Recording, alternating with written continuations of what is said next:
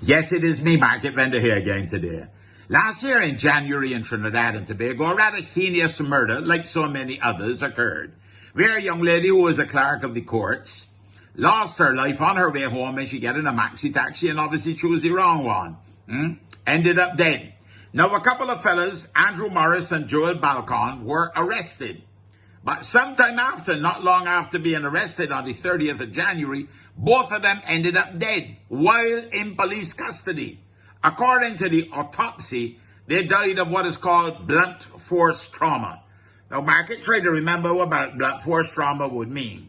Then if your mother take up the cuckoo stick and drop 2 lashes in your backside, you understand? That is not if your father put a slap on you. That is if Mike Tyson hold you and bite your ears and give you a headbutt at the same time.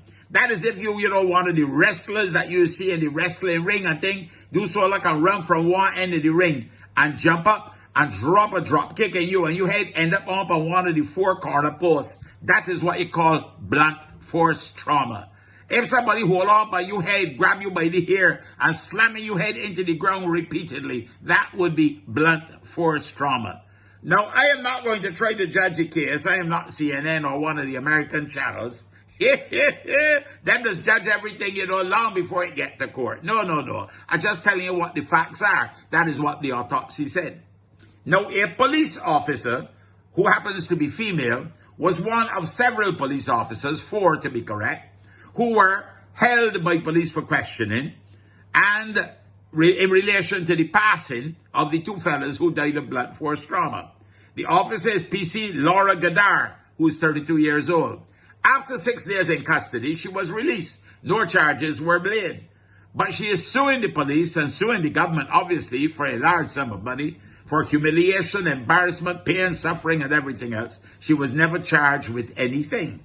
Though she said that she was denied the right to even do things like have a bath. She didn't want to eat anything that they provided because then she said that she didn't want to go to the toilet because it was loaded with insects and with roaches. And she had to sleep on a dirty ground and so on. This is a police officer being treated this way by other police officers.